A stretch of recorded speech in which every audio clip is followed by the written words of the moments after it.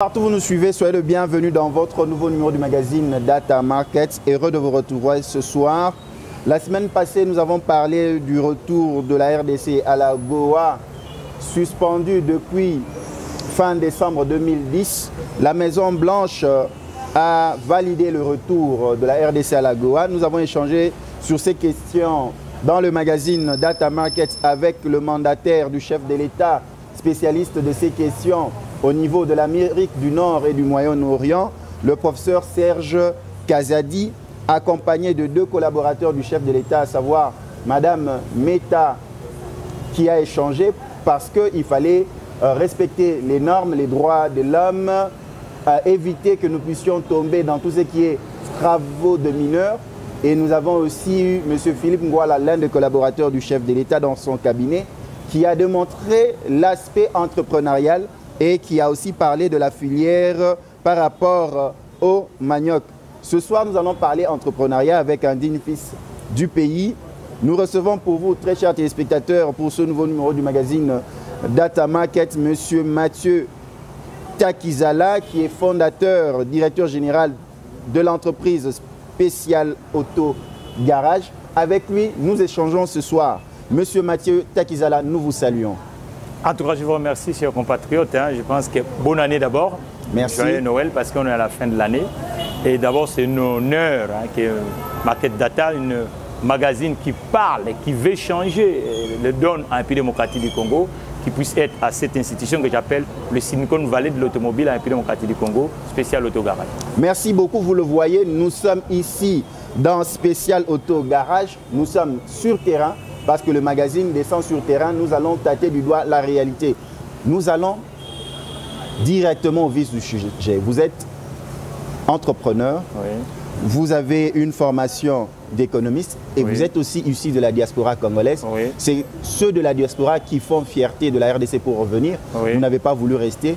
Oui. Est-ce qu'on peut entreprendre dans le domaine de l'automobile, des garages? Parce que quand on voit à Kinshasa, il y a des garages. Quand on voit des garages, on voit juste des lieux abandonnés, des véhicules où il y a des mécaniciens, des fortunes en train de réparer le véhicule à côté d'une bouteille de bière. Ce sont des erreurs de casting, en commençant de la culture latine qu'on a hébergée en République démocratique du Congo, que le métier manuel s'était réservé au raté social. C'est faux. Parce que quand vous sillonnez dans tout le pays du monde, quand vous allez par exemple en Pologne, on parle du plombier polonais. Quand vous partez du côté des États-Unis, on dit de quoi? De l'éleveur américain. Tout à fait. Voilà. Quand vous allez en France, on parle de qui? D'un vigneron français. Donc ce sont des métiers nobles. La mécanique, et quand vous allez du côté de l'Allemagne, on parle de la météorologie, le métier de l'automobile. Et bizarrement, et puis démocratique du Congo, on a écrit qu'on devait former uniquement le filial général, signifie que les universitaires. Mais là, on est bloqué complètement parce que nous sommes un État avec un chômage de masse de 99% de la population active. Et aujourd'hui, nous n'avons même pas 50% des gens qui ont un compte en banque. Le taux de la bancarisation à la République démocratique du Congo, chers compatriotes, est de 5%. Vous imaginez? Donc, c'est ça les grandes fossés. Pour avoir un compte bancaire, il faut avoir un travail.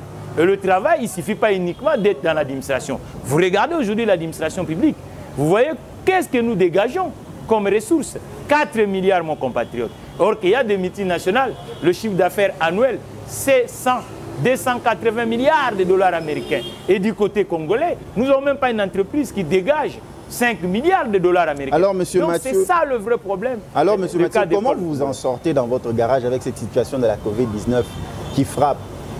Quelle est, avant Covid, comment était la fréquentation? Parce que nous allons jauger, parce que quelque part, nous reconnaissons, nous sommes flattés de voir un Congolais, vous êtes jeune aussi, être dans un garage où il y a la norme. Souvent, quand vous allez vers le centre-ville, vous verrez des garages pareils, tenus par des expatriés.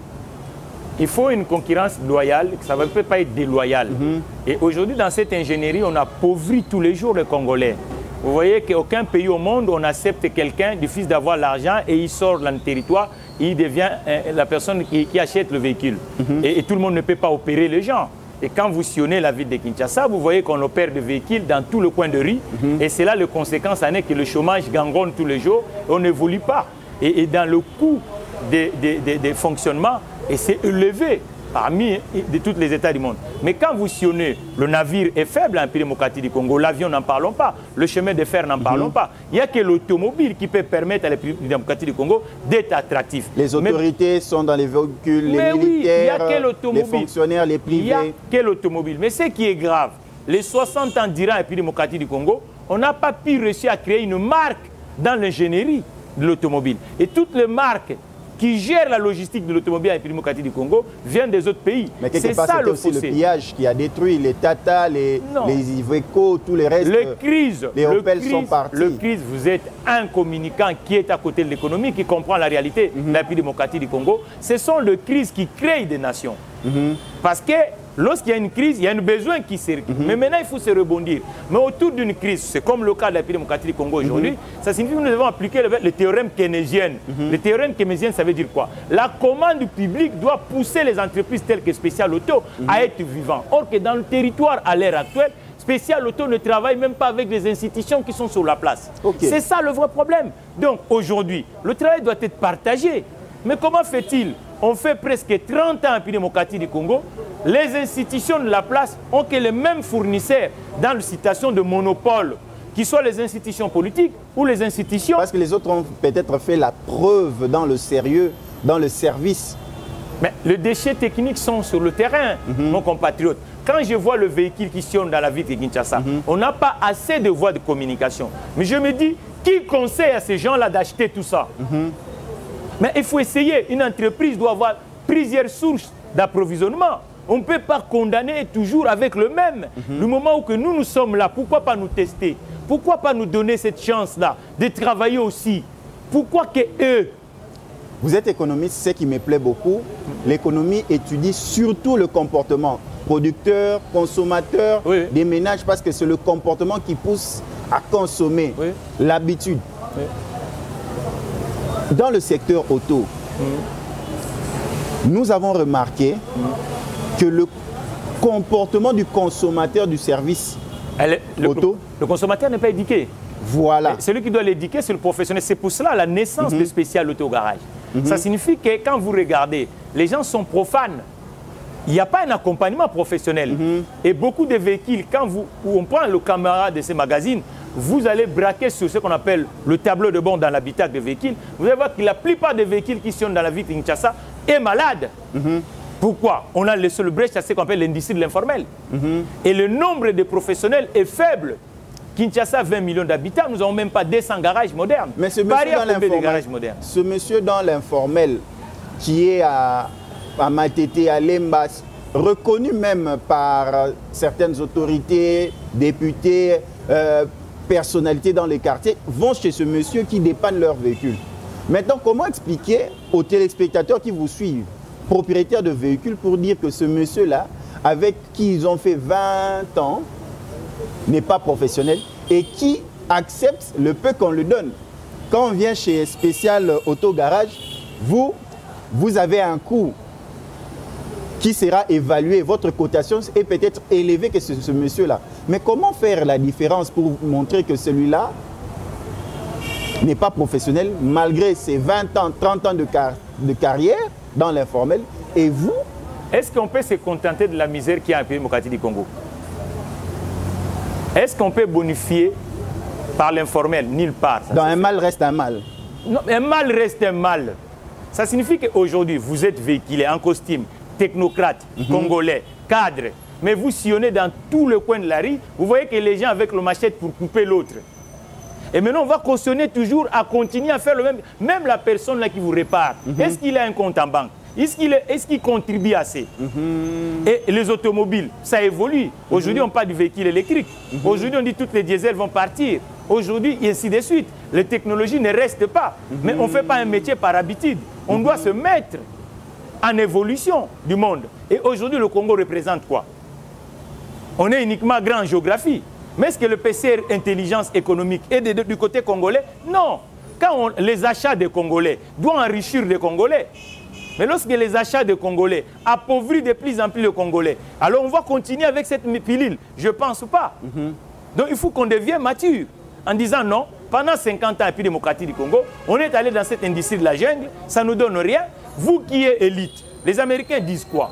Ils disent que celui qui a reçu avec l'honneur de la République doit rendre l'ascenseur à la République. Mais le vrai modèle aujourd'hui, c'est quoi? L'élite politique doit donner cap à la République démocratique du Congo. Ça signifie qu'on vient avec un régime, on donne une autre façon de faire. Ça signifie qu'aujourd'hui, suyons, regardez les véhicules officiels dans des coins de rue, or qui doivent aller dans des cliniques. Cliniques d'automobile. Voilà. Et ces cliniques vont permettre que celui qui va commercialiser, ce n'est pas normal que quand Toyota veut faire l'affaire en République démocratique du Congo, il doit venir comme Toyota. Non, il doit faire l'alliance avec l'interface congolaise qu'on va appeler par exemple spécial autogarage. Pendant ce temps, on va créer une valeur ajoutée.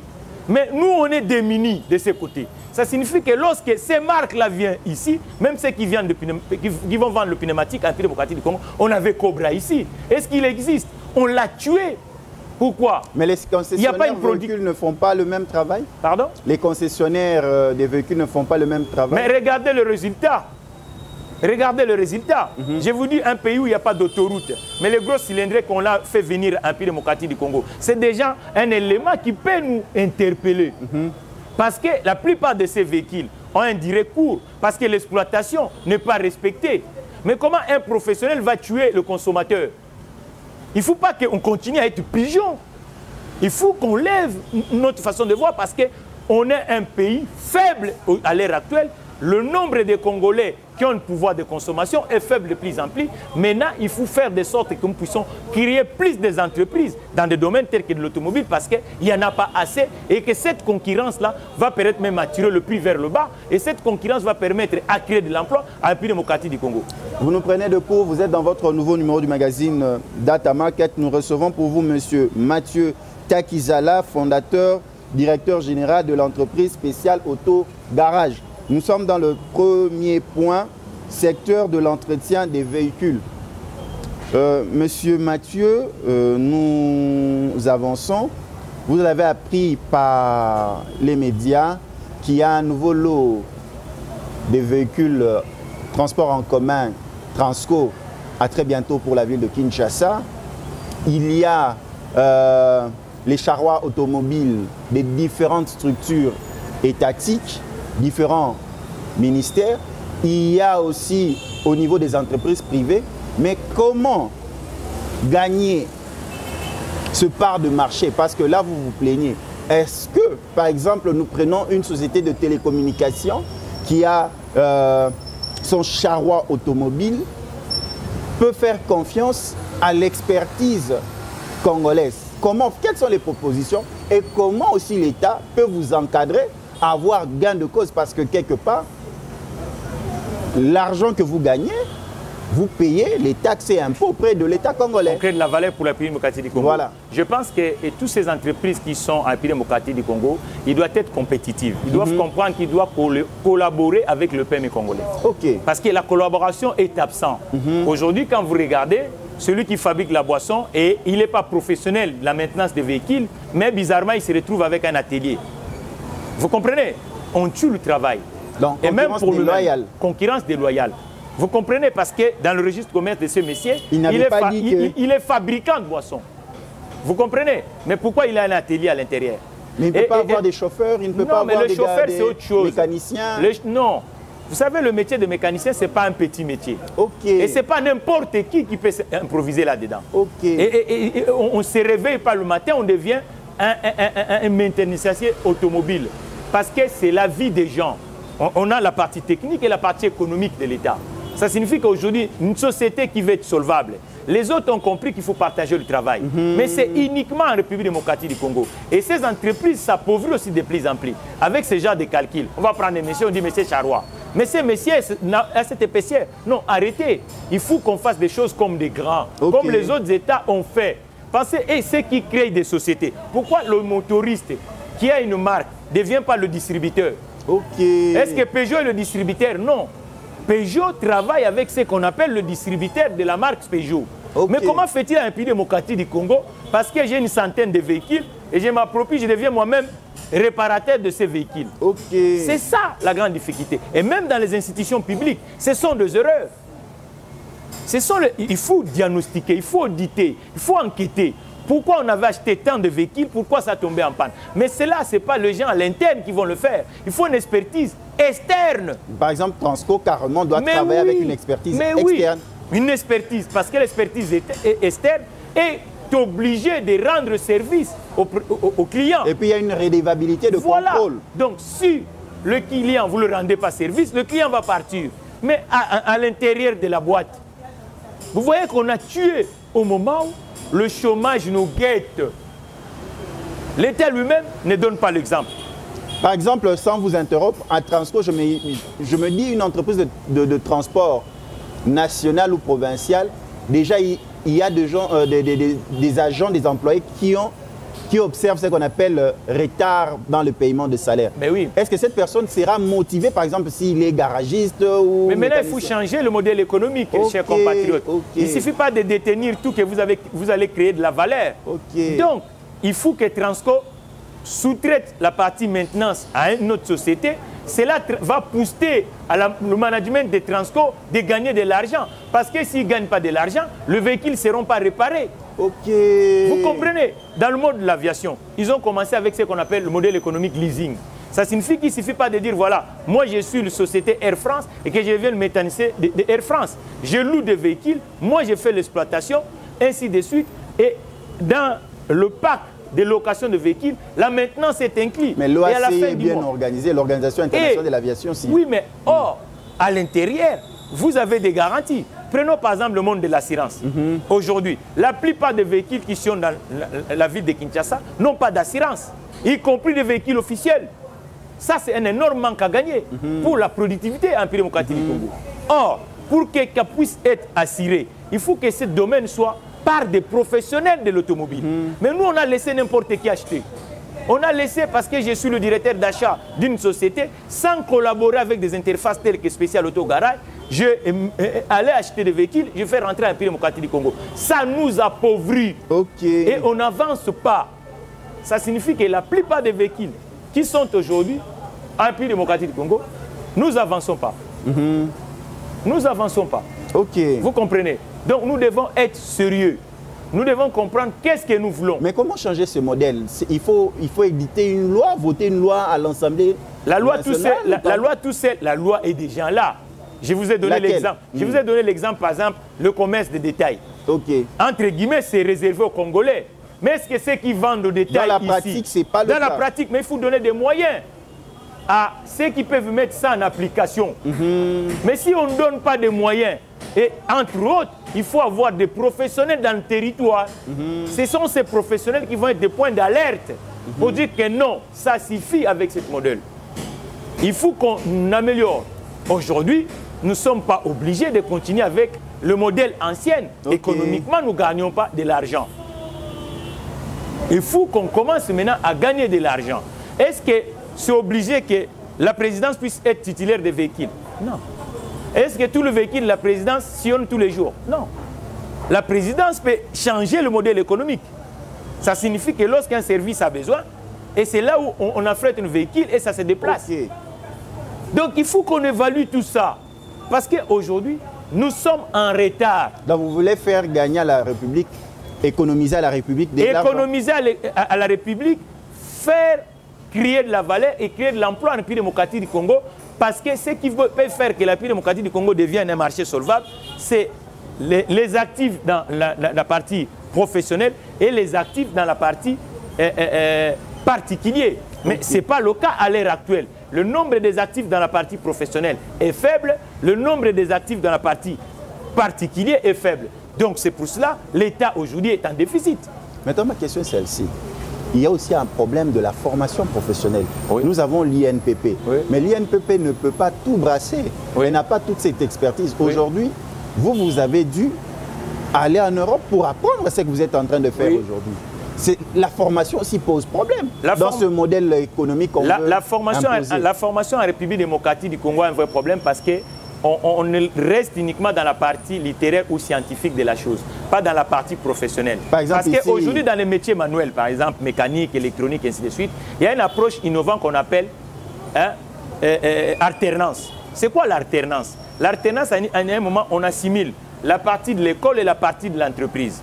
Et ça signifie que le jeune homme qu'on va envoyer à l'INPP, il a déjà une entreprise où il va assimiler en alternance. Est-ce que c'est le cas en République démocratique du Congo? Non. Et puis, comptez le nombre des institutions techniques en République démocratique du Congo, elles sont faibles. C'est ça le vrai problème. Vous formez les jeunes gens à une filiale qu'on appelle professionnelle, mais bizarrement, ils n'ont même pas les boîtes qui peuvent les accueillir. Vous comprenez? C'est un peu ce qui s'est passé avec, lors du Covid, avec tout ce qui est respiratoire. Par exemple, on arrive là, il y a des gens qui ne savaient pas utiliser les appareils. Covid, ça devait être une bonne alternative pour que les pays démocratiques... J'ai toujours dit dans le média que ça devait être une occasion pour que le Congo revienne dans la lettre de noblesse économique. Ça signifie que, par exemple, les ambulances, on va l'acheter à l'étranger, mais spécial auto pouvait être en chargé. Pour le faire sur le terrain ici, on devait capitaliser de ces secteurs. Le masque, au lieu d'être condamné uniquement que ça vient en dehors du territoire, ça devait que les ateliers, on avait l'autre fois ITEX Africa, ITEX Africa, Soteski, devaient changer leur ligne de transformation, de fabrication, en faisant des masques. Et on pouvait bombarder le marché voisin, les 9 voisins. Et cela, ça devait créer une valeur ajoutée un peu démocratique du Congo. Est-ce qu'on l'a fait? On subit toujours. On est démunis. Le spécial économique est absent. On vient, on parle uniquement littérature sur la place de Kalina. Et on multiplie des institutions politiques. Au lieu de dire, voilà, il faut multiplier les institutions économiques. Les institutions économiques, ce sont les entreprises. Mais une entreprise, il ne suffit pas qu'il ait un petit bureau. Mais cette entreprise doit avoir aussi le carnet de commandes. Mais est-ce qu'on a des carnets de commandes? Mais comment avoir ce carnet de commandes? Mais pour avoir des carnets de commandes, nous devons améliorer ce qu'on appelle les appels d'offres. Ça signifie que les directeurs d'achat qui sont dans des boîtes publiques ou privées en République démocratique du Congo doivent travailler avec les PME congolais. Mais ce n'est pas le cas. Aujourd'hui, vous avez un directeur d'achat ou un ministre qui arrive et c'est sa femme qui crée une pseudo-entreprise et on le donne au marché. Du gré à gré beaucoup. Et puis, la solvabilité du côté financier. Ça fait que du côté financier, qu'est-ce qui se passe? Du côté financier, vous imaginez une république comme la République démocratique du Congo, chers compatriotes, nous n'avons pas de banques pour accompagner les entrepreneurs sur le territoire. C'est ça le problème. Et nous restons dans la logique que vous appelez fonds de promotion industrielle. Or qu'aujourd'hui, le vrai industrie, c'est l'industrie de service. Mais ceux qui sont dans l'industrie de service, où ils vont trouver du cash? Et j'ai toujours dit, changeons le modèle, réformez. Faisons ce qu'on appelle une banque publique d'investissement avec une branche cautionnaire et avec une branche d'assurance qui va permettre que les entrepreneurs congolais vont avoir du béquille d'agir. Aujourd'hui, vous êtes entrepreneur dans le sol, vous servez la République démocratique du Congo, mais personne ne comprend qu'il faut vous accompagner. Et j'ai toujours dit au président Tshisekedi que suivez le modèle de son aîné, qui est le président Obasanjo. Qu'est-ce qu'Obasanjo avait fait à l'époque? Il n'a pas compté uniquement dans la partie publique de l'État, qui est le Nigeria. Obasanjo a vu les gens comme Tony Numelo, les Dangote, et il les a facilité le marché public pour que ces gens deviennent des entrepreneurs aguerris dans le continent. Est-ce qu'on peut faciliter des personnes qui ne sont pas crédibles? Qu'est-ce que vous appelez la crédibilité? La crédibilité dans un territoire, par exemple, aujourd'hui, nous ne sommes pas crédibles, nous sommes dans une entreprise. Il y en a qui prennent même des marchés en République démocratique du Congo, n'ont même ni l'équipement, ni le bureau, ni l'infrastructure, ni les ressources humaines. Vous voyez? Un sérieux problème. Donc ça, c'est pas bon. Ça, vous devez être sérieux dans la vie. Parce que si nous ne sommes pas sérieux, et puis l'outil qui manque aussi chez des Congolais, confiance entre nous. Un Congolais, lorsqu'il va dans une société congolaise, il a besoin toujours de salir la réputation de cette société. Mais qu'est-ce que vous gagnez? Mais quand vous allez dans une société libanaise qui vous vole, est-ce que vous faites pareil? C'est méchant. Par exemple, un véhicule est venu ici avec un client, vous n'avez pas pu trouver le diagnostic, il va dire que c'est impossible. Peut-être son véhicule est hors état, hors usage. Mais c'est ce que nous disons. Ça signifie qu'il y a cette absence du professionnalisme, même dans le consommateur congolais, mal intentionné. Beaucoup qui ont des véhicules à Kinshasa à l'heure actuelle pensent qu'ils sont devenus professionnels. Ils commencent, est-ce que vous pouvez prendre la place de votre médecin? Non. Non. Et dans toute œuvre humaine, il faut être quand même modéré et comprendre qu'on peut avoir des ratés, mais il faut traiter ça d'une façon professionnelle. Mais avec des Congolais aujourd'hui, lorsqu'un Congolais, aujourd'hui, vous avez eu le truc de Djamal. Est-ce que Djamal, c'est un Congolais? Mais il est en prison. Est-ce qu'on l'a pris dans le même degré? Mais je vous dis, je me suis dit, ah si, heureusement, ce n'est pas nous les entrepreneurs congolais. Mais si c'était un Congolais, ça devait être encore plus pire dans le Congolais ici. Donc ce n'est pas normal. Ça, c'est dit n'importe quoi. Mais beaucoup qui gagnent de l'argent et puis démocratie du Congo n'ont même pas l'expertise. Mais comme ils sont de la peau qui est un peu claire par rapport à nous, plus claire que nous, on comprend. Et chez des Congolais, c'est lui qui est méchant, c'est lui qui est mauvais. Et même chez les autorités, c'est le même discours. On dit que les Congolais ne sont pas sérieux. Les Congolais, c'est vous avez des garanties. Mais on donne à Diamal 58 millions de dollars. Il avait quoi comme garantie? vous voyez, c'est ça le vrai problème. Nous allons, très chers téléspectateurs, si vous nous prenez de court, nous passons maintenant à la deuxième moitié de nos échanges. Nous recevons pour vous Mathieu Takizala, fondateur, directeur général de l'entreprise spéciale Auto Garage.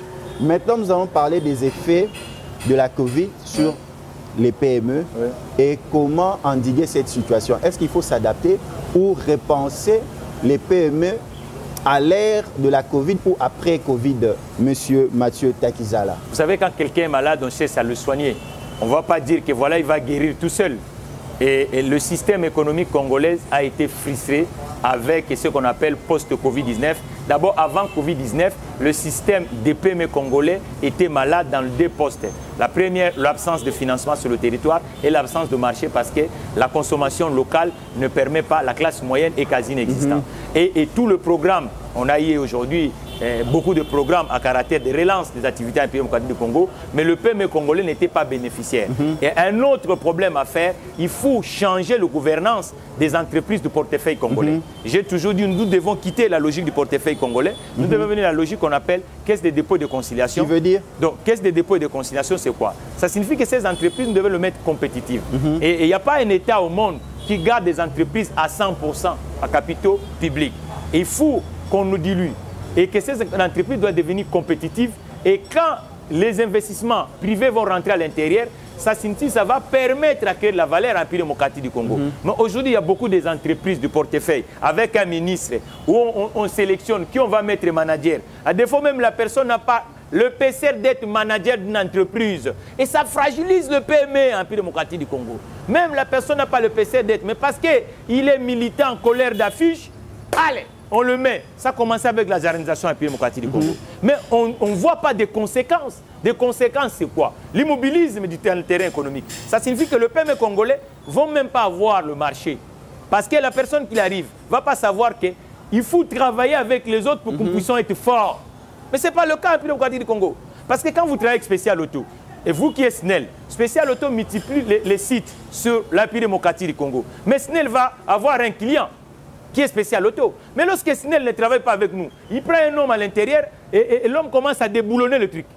Bon, dites-moi, où il va tirer sa force? C'est ça, nous devons révolutionner la façon, la partie privée de l'État, les entreprises. Covid, dans tous les États du monde, qu'est-ce qu'ils ont fait?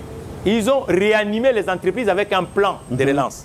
Ça signifie que, ou d'un côté, on donne un prêt de trésorerie avec 100 taux d'intérêt. Ou d'un côté, on le booste avec une commande publique. Mais est-ce qu'on l'a fait depuis la démocratie du Congo? Non. Il y avait un plan ici qu'ils avaient fait interministériel de 2 milliards, de 4 milliards. Je ne sais pas, c'était dans quel secteur ça a été touché. Nous sommes là, depuis le mois de mars jusqu'à aujourd'hui, beaucoup d'entreprises ou de PME n'existent plus parce que la personne qui a plus de chiffre d'affaires, à défaut, il n'a même pas les moyens de payer le loyer. Beaucoup ont quitté leur bureau. Alors, beaucoup ont quitté leur bureau. Mais on n'a même pas réfléchi comment réhabiliter tous ces gâchis. Mais il y a aussi la contribution des entreprises, des PME au denier public, au trésor public. Elle est moindre parce que dans d'autres pays, même quand on se plaint, mais c'est au prorata du moyen. Comment vous voulez que le PME puisse contribuer tant que le PME n'a même pas le carnet de commandes? Comment vous voulez qu'il puisse contribuer? Mais qui va l'amener? C'est l'État qui va l'amener. Mais l'État doit jouer, je vous dis, utiliser le théorème keynésien. Lorsque vous n'avez pas une classe consommatrice, qu'on appelle la classe moyenne, ni inférieure et supérieure, qu'est-ce qu'on fait? Les achats de l'État doivent être souples. Parce que c'est ces achats-là qui vont permettre à créer une classe moyenne. Mais bizarrement, ce n'est pas le cas en démocratie du Congo. C'est aujourd'hui où nous achetons, nous jetons de l'argent sur le fleuve Congo. Ça signifie que les entrepreneurs congolais, le parent pauvre de la République, et à chaque fois, le discours de nos autorités, c'est de nous minimiser. C'est comme un parent qui a l'enfant, mais il minimise tout le temps son fils. Et il adopte le fils du voisin. Mais allez-y comprendre. C'est ça le vrai problème en République démocratique du Congo. Nous devons changer le PCR de voir la dimension de l'intelligence économique. Ça signifie qu'en République démocratique du Congo, post-Covid-19, ça devait être un endroit où les entreprises devaient regagner la lettre de noblesse, mais ce n'est pas le cas jusqu'à aujourd'hui, nous attendons. Et regardez, tout se repose uniquement dans l'intelligence publique. Et publique pas dans l'administration, ni dans les entreprises, mais publique dans ce qu'on appelle les institutions politiques, les ministères, le Parlement, le Sénat. Et on prend tout l'État en tenaille avec des gouvernements hors logique budgétaire, hors logique comptable. Mais là, on voit que le gouvernement, ainsi de suite, mais nous pouvons aussi pointer du doigt quelques entreprises privées qui ont pu, par exemple, quand je prends le jeune Mike Oketwa, qui est l'initiateur de SafeGate, que c'est désinfecté, ainsi de suite. Oui. Il est parti de rien et aujourd'hui il est soutenu. Oui. Beaucoup d'entrepreneurs qui ont essayé de s'en sortir, de tirer la part belle de la Covid. C'est ça aussi ce qui manque, la créativité auprès des entrepreneurs. Non, la créativité, je vous dis que mon compatriote, nous avons la créativité.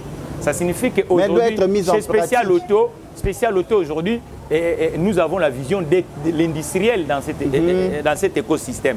Mais qu'est-ce qui nous manque aujourd'hui? Ce qui nous manque aujourd'hui, c'est cette carnet de commandes que nous crions tout le temps, que ce n'est pas normal. Une entreprise ne peut pas vivre uniquement dans le PCR particulier, au moment où nous sommes dans un pays où le particulier ne sont même pas éduqués pour ses biens mécaniques. Vous comprenez? Et le particulier n'a même pas le porte des feuilles. Et l'économie n'est pas financée, le système de crédit est absent. Donc, quand vous êtes pour booster la consommation, le crédit doit être à côté. Vous voulez qu'on crée un média Congo public où l'État partage les marchés à chaque entreprise? Non, ce n'est pas comme ça. Écoutez, je vous dis qu'aujourd'hui, lorsque les États-Unis, les 13 colonies anglo-saxons américaines, prennent l'indépendance, Washington DC n'existait pas.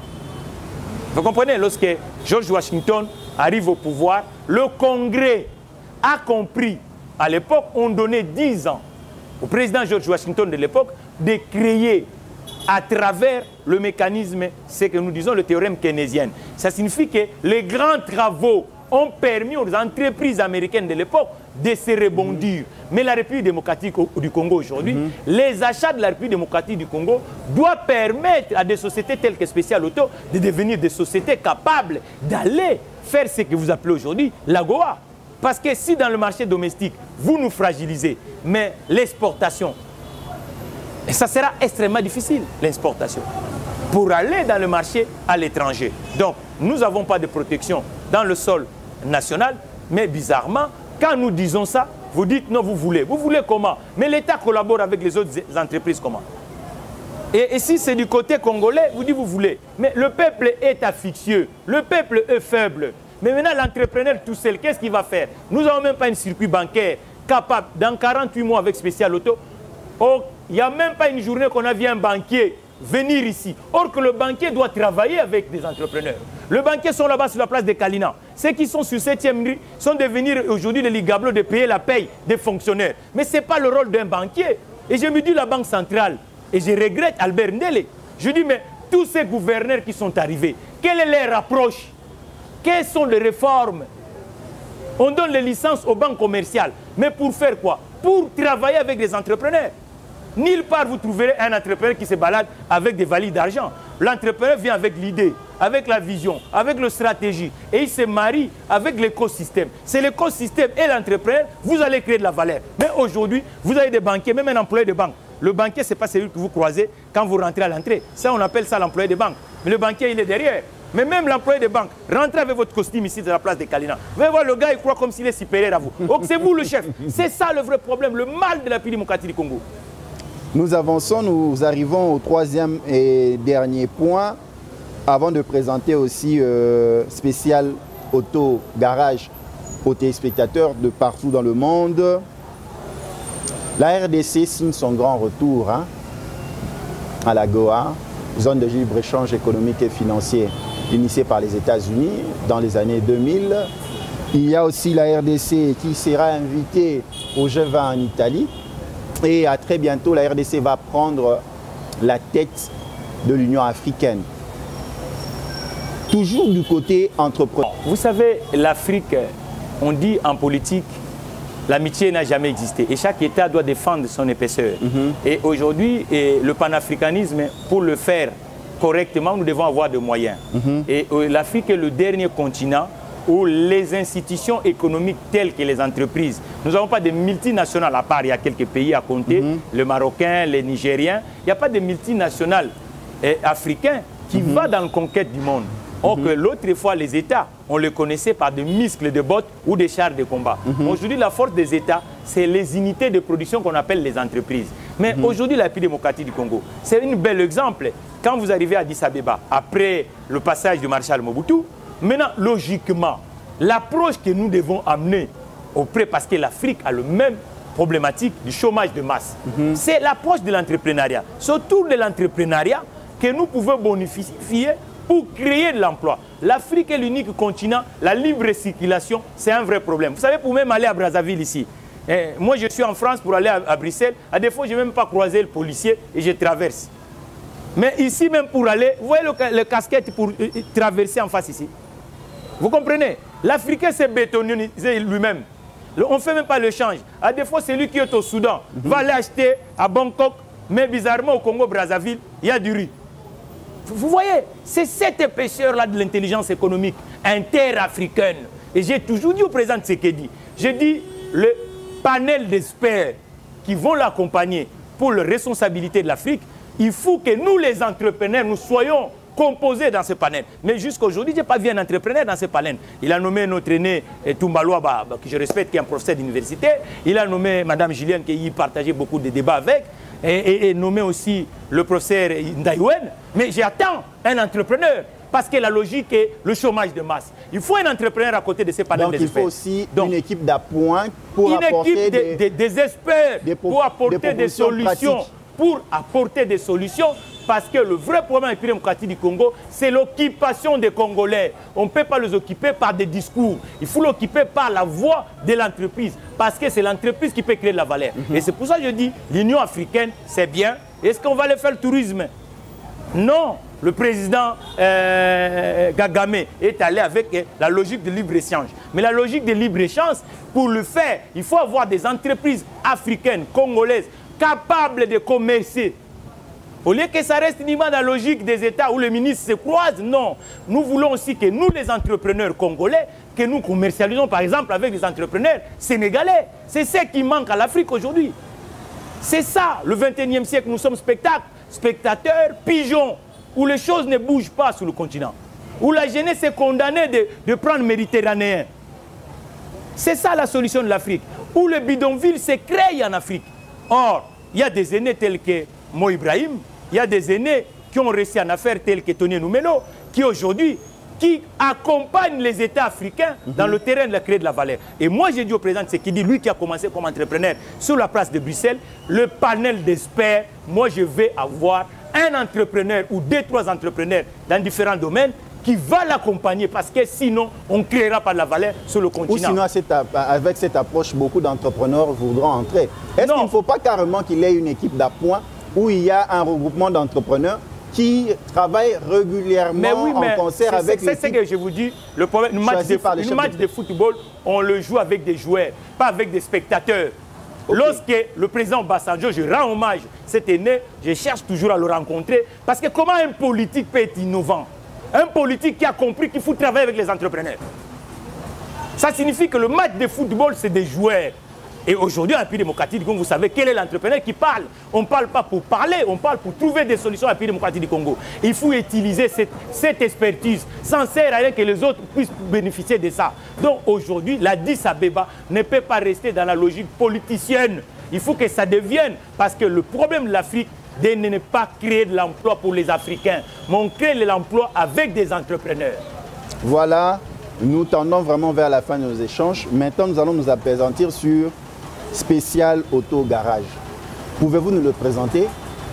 Quels sont les services que nous retrouvons ici chez Spécial Auto Garage auprès de M. Mathieu Takizala, fondateur, directeur général de l'entreprise? Spécial Auto Garage, c'est une société de services autour de l'automobile. La première service, c'est le maintien de véhicules en bon état, ce qu'on appelle réparation et entretien. La deuxième, c'est la distribution.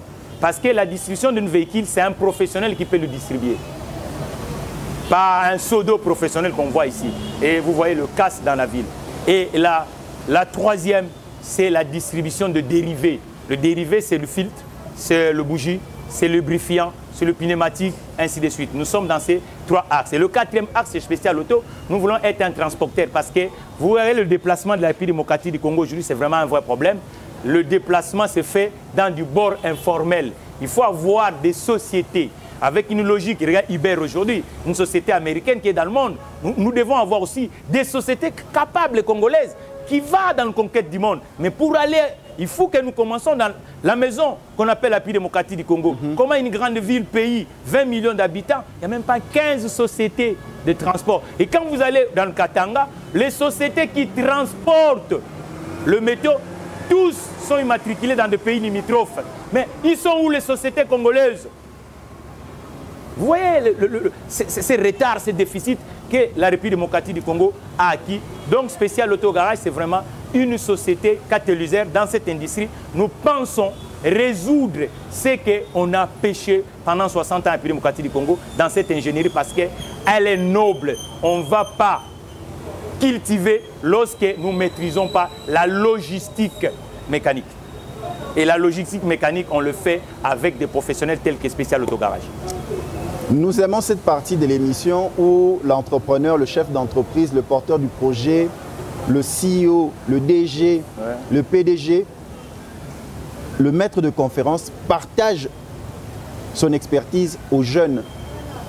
Parce que nous avons une visée panafricaine de 1 et une visée mondiale. Parce que l'entrepreneur n'a pas de couleur, n'a pas de sexe. L'église au milieu. Voilà. L'entrepreneur n'a pas de territoire. Voilà. Donc l'aventure peut commencer du côté de Washington. Tous les Congolais bénéficient aujourd'hui de Google, Facebook. Hein. Voilà. Vous voyez l'avantage. Et Spécial Auto aussi peut contribuer pour le territoire africain et du monde. Donc pour c'est ça un jeune l'avantage qui d'un veut entrepreneur. Se lancer dans l'entrepreneuriat, il n'a pas d'argent, il n'a rien, mais il a l'idée. Il se pose la question comment il va commencer. Et puis il a peur de l'échec. Est-ce qu'un entrepreneur peut avoir peur de l'échec? Non. Monsieur. Non, l'entrepreneur ne peut pas avoir peur d'un type. D'abord, on l'appelle un aventurier, on l'appelle un risqueur, on l'appelle un audacieux, on l'appelle un homme de liberté. L'entrepreneuriat, c'est le monde de liberté. On ne peut pas faire liberté si vous avez peur. Hein, il faut avoir cette folie-là. Vous voyez, dans la culture latine, on a fait du carré, vous savez, vous étudiez, il faut être fonctionnaire, tout ça. Et les anglo-saxons ont compris que non, il faut risquer dans la vie pour avoir. Il faut oser, il faut tenter. Vous voyez, moi, logiquement, je suis censé être dans la banque. Hein. Je suis un économiste de branche financière, mais on est là, vous comprenez? Donc, j'ai trouvé que dans ce domaine, le Congo peine.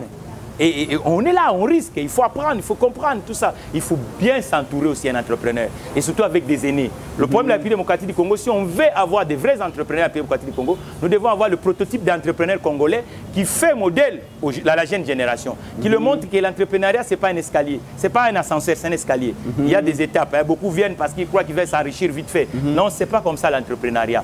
Hein, l'entrepreneuriat, d'abord, il faut aimer ce que vous faites, il faut être un passionné, il faut comprendre qu'il y a un besoin, il faut rendre service à l'autre. C'est ça la magie de l'entrepreneuriat. Donc, les jeunes qui veulent, il y a beaucoup de débouchés en République démocratique du Congo. On ne voit pas les livreurs, on ne voit pas celui qui est le plombier, on ne voit rien du tout. Tout est à refaire en République démocratique du Congo. Je dis à ceux qui ont fait l'université, ne tardez pas à déposer CV. C'est le moment. C'est le moment parce que les défis sont tellement multiples. Il faut qu'ils s'engagent pour aider la République démocratique du Congo. On a créé beaucoup de politiques, mais ça ne crée pas grand-chose. Mais on en a besoin d'avoir plusieurs entrepreneurs congolais dans divers secteurs pour que le Congo soit plus beau qu'avant. Parce que là, et c'est de là, la clé c'est l'entrepreneuriat en République démocratique du Congo. Sinon, on ne passera pas. Monsieur Mathieu Takizala, c'est la fin de nos échanges. Qu'est-ce que nous pouvons retenir d'essentiel dans nos échanges de ce numéro Data Markets? C'est qu'on peut retenir l'essentiel que nous sommes en retard.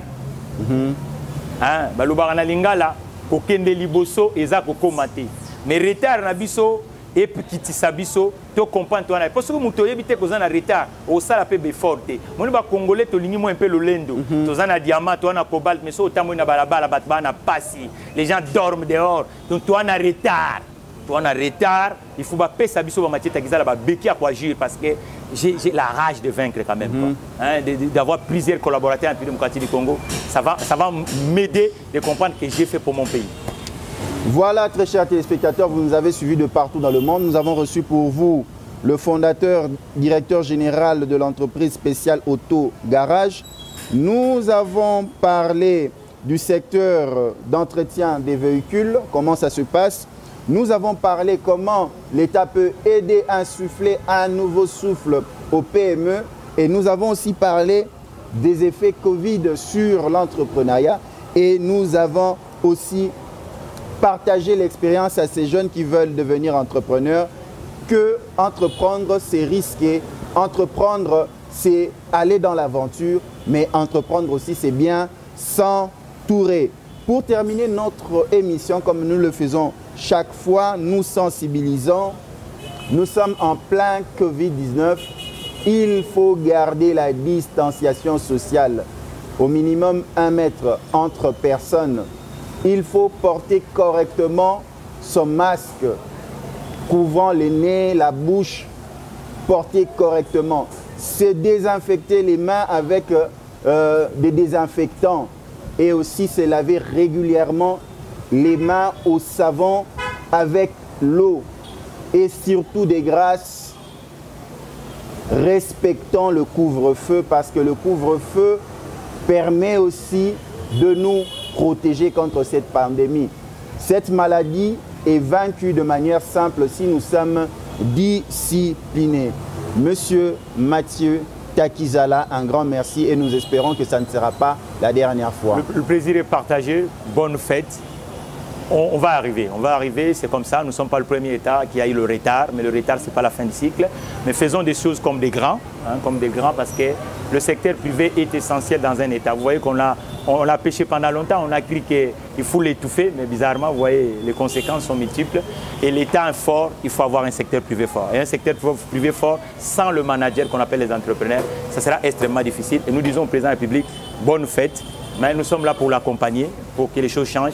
La commande publique. Et il n'y a que ça qu'on peut le demander. On n'est pas demandeur d'emploi, on est créateur d'emploi. Et un créateur d'emploi doit s'associer avec la commande publique. Vous nous avez raté ce soir. Rattrapez-vous sur toutes nos plateformes de rediffusion de ce programme. Et suivez-nous à gogo sur toutes les plateformes électroniques, Internet liées à ces programmes. Quant à moi, je vous dis à la prochaine. Que Dieu vous bénisse. Merci, monsieur Mathieu Takizala.